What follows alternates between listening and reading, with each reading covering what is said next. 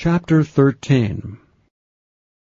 Though I speak with the tongues of men and of angels, and have not charity, I am become as sounding brass, or a tinkling cymbal. And though I have the gift of prophecy, and understand all mysteries, and all knowledge, and though I have all faith, so that I could remove mountains, and have not charity, I am nothing. And though I bestow all my goods to feed the poor, and though I give my body to be burned, and have not charity, it profiteth me nothing. Charity suffereth long, and is kind. Charity envieth not.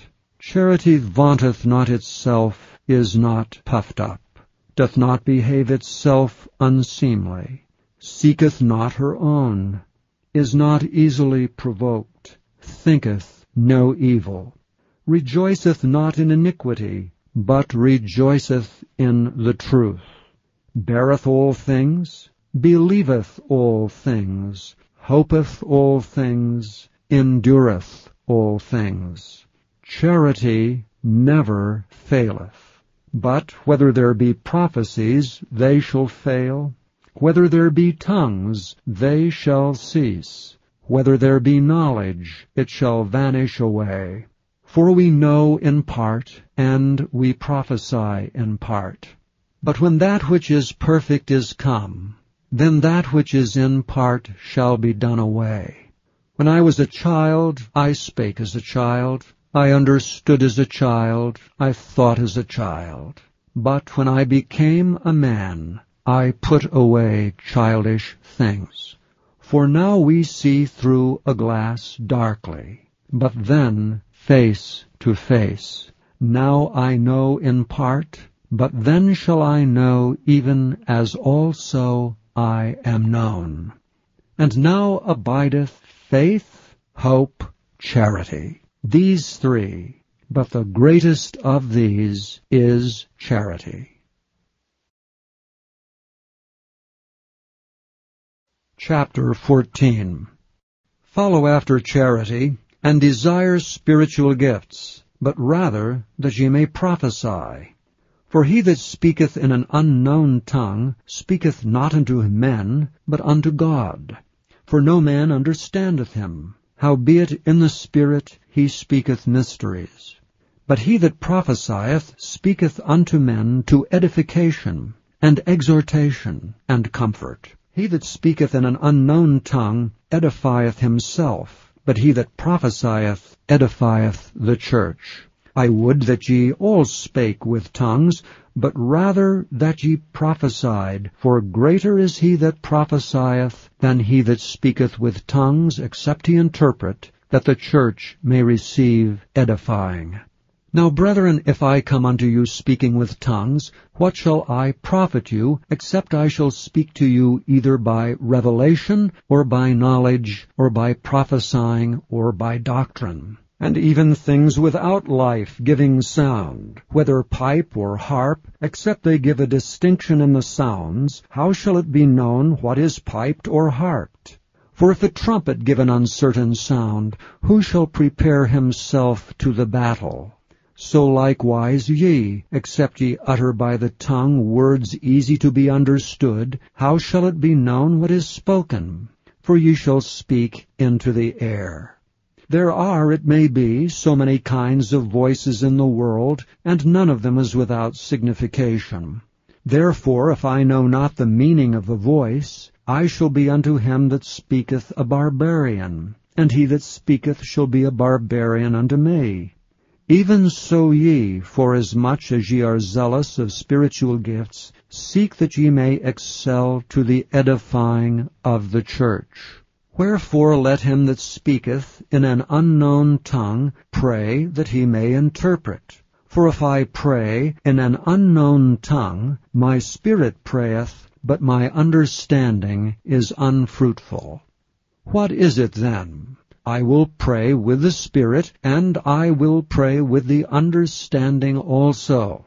I will sing with the Spirit, and I will sing with the understanding also. Else when thou shalt bless with the Spirit, how shall he that occupieth the room of the unlearned say Amen at thy giving of thanks, seeing he understandeth not what thou sayest? For thou verily givest thanks well, but the other is not edified. I thank my God, I speak with tongues more than ye all. Yet in the church I had rather speak 5 words with my understanding, that by my voice I might teach others also, than 10,000 words in an unknown tongue. Brethren, be not children in understanding, howbeit in malice be ye children, but in understanding be men. In the law it is written, With men of other tongues and other lips will I speak unto this people, and yet for all that will they not hear me, saith the Lord. Wherefore tongues are for a sign, not to them that believe, but to them that believe not. But prophesying serveth not for them that believe not, but for them which believe. If therefore the whole church be come together into one place, and all speak with tongues, and there come in those that are unlearned or unbelievers, will they not say that ye are mad? But if all prophesy, and there come in one that believeth not, or one unlearned, he is convinced of all, he is judged of all. And thus are the secrets of his heart made manifest. And so falling down on his face, he will worship God, and report that God is in you of a truth. How is it then, brethren? When ye come together, every one of you hath a psalm, hath a doctrine, hath a tongue, hath a revelation, hath an interpretation. Let all things be done unto edifying. If any man speak in an unknown tongue, let it be by 2, or at the most by 3, and that by course, and let one interpret. But if there be no interpreter, let him keep silence in the church, and let him speak to himself and to God.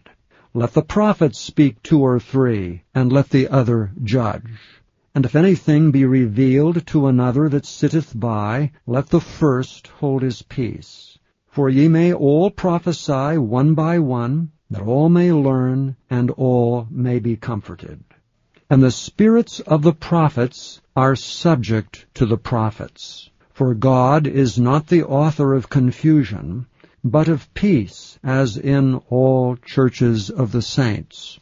Let your women keep silence in the churches, for it is not permitted unto them to speak, but they are commanded to be under obedience, as also saith the law. And if they will learn anything, let them ask their husbands at home, for it is a shame for women to speak in the church. What, came the word of God out from you, or came it unto you only? If any man think himself to be a prophet or spiritual, let him acknowledge that the things that I write unto you are the commandments of the Lord. But if any man be ignorant, let him be ignorant. Wherefore, brethren, covet to prophesy, and forbid not to speak with tongues. Let all things be done decently and in order.